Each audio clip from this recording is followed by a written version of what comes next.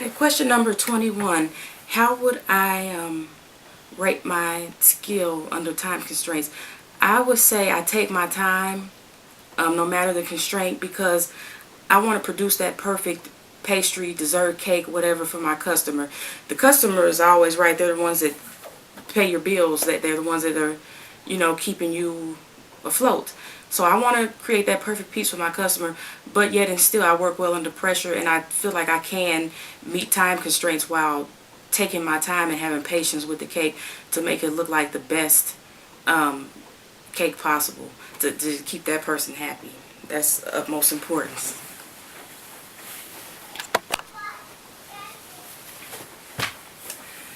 Okay, on number 22 now. If I was challenged, I feel that I can make a 5-tier wedding cake within an hour. If it has, if simplistic designs are requested, or if the designing is up to me. But I can, pretty much decorate. If I see a picture of something, I can pretty much recreate it with no problem. Almost anything. The hardest cake I've ever made, I would say, would be the wrestling ring cake, practice cake I was making for my son.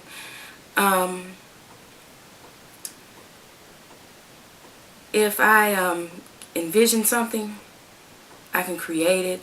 And if like I said before, if I see a picture of something, I can duplicate almost anything pretty much the same way it looks. A great baker and a bad baker. A great baker makes a great tasting cake that looks great. You just want to dive into it. Or even a cake that looks so good it looks too good to eat. That's a good baker, because who wants to look at a pretty cake and then when you cut into it, it tastes like crap? Who wants that? Who wants cake that tastes like cornbread? If I want cornbread, I'll go to a restaurant and get it, or make it at home. I've actually had that happen. I was at a party where somebody ordered a cake and it was horrible. A bad baker is someone that does not really take pride in their work. They don't have a passion for it. They're just doing it as a job. They come up with anything to give to their customers, and they know it's bad, and they sell it to them anyway. A bad baker is somebody that doesn't take pride in their work and doesn't perfect their craft by trying to, take their level up a notch, do whatever they have to do to, take a class or practice. You always have to practice at anything you do. You always have to. There's always room for improvement. You always need to do better, no matter what you're doing. I think in the quick fire challenges, I think I'd be really great because I'm a quick thinker. I think fast on my feet. I come up with ideas in no time. I will work well in a group as well as individually. I am a versatile person. I think a lot of that comes from, my sister's a lot older than me. I mean, she's not old, but it's a lot of difference, big age difference between us. And it was kind of like I was an only child, so, I had my group of friends, I had my sister, but then a lot of times I was alone too, so I'm pretty versatile as far as that. I don't really depend on anybody in a group. I just kind of do what I need to do and get it done.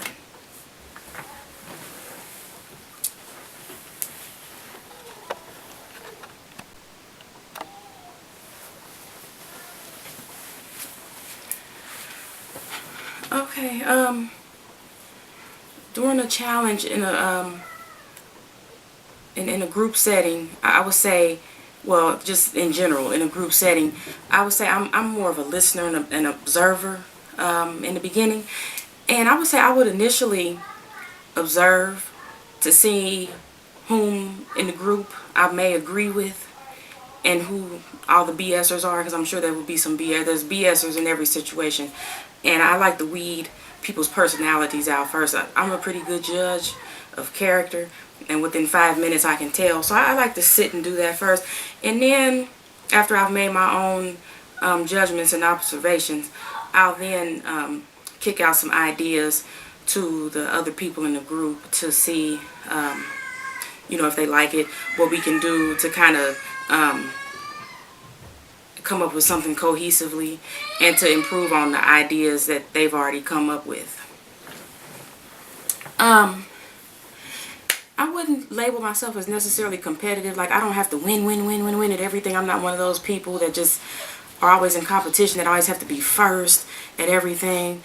But when it's something that I really, really want and I have a passion for, I can turn it on like a light switch, like that. The competitiveness, that's when that comes into play. In nursing, we have an acronym, PRN. And I don't know if you all know or not, but that stands for as needed. So I would have to say I'm competitive, PRN.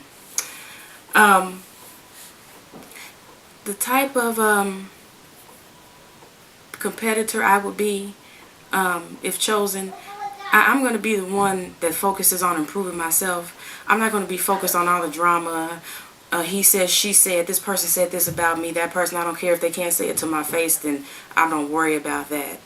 People are going to talk about me all the time. I'm going to be the kind of competitor that while others are sleeping, catching up on rest, I'm working on designs, working on cakes. Of course, you know, if that's allowed, but that's how hungry I am and how driven I am. I will lose sleep in order to improve on my craft and what I have a passion for.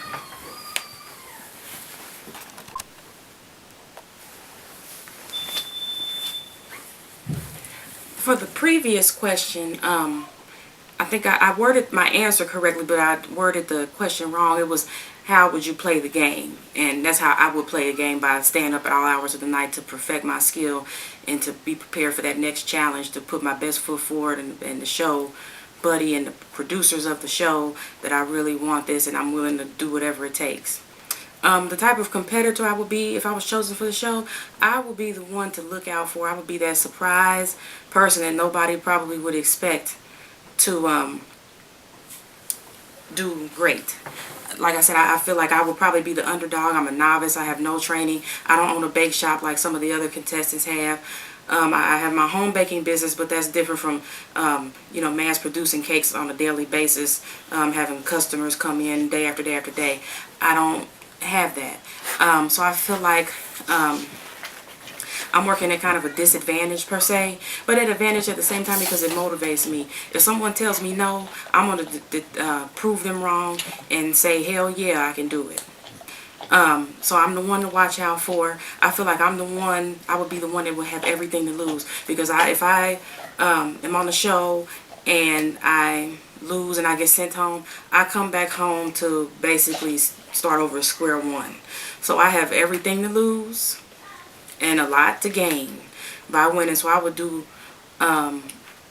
you know, whatever it takes. I don't have a storefront to return to, like I said, like some of the other people, the other contestants. I would dig and dig and dig and work and work and work until I'm satisfied with what I've produced, and until the staff, Buddy, the casting crew, till they're satisfied. I will do whatever it takes. My secret weapon is that I have an appetite for something more in life. I feel that baking professionally is truly my calling, although I am a nurse and I do care for my residents. Don't get me wrong, I love them, they love me, but it's not truly my passion. I have a passion for baking. I think about it all the time. I really do. I bake when I'm stressed, when I'm upset, when I'm happy. I put a lot of emotions into my baking. That and the fresh whipping cream. I like to whip into the batter at the end of mixing it. How far would I go to win? Man, I would do whatever it takes. I would do whatever is asked of me, whatever. If I was asked to run up and down the street naked, no clothes on, and they say, well, you're going to win the show if you do that, hell yeah, I do it. I do it in a heartbeat. I would be embarrassed, but I would be the winner. I would be the winner. I would lose sleep. I would skip meals. I would even give up my firstborn child. No, I'm just kidding. I'm just kidding. I wouldn't go that far, but I would do whatever it takes to win. Trust me on that.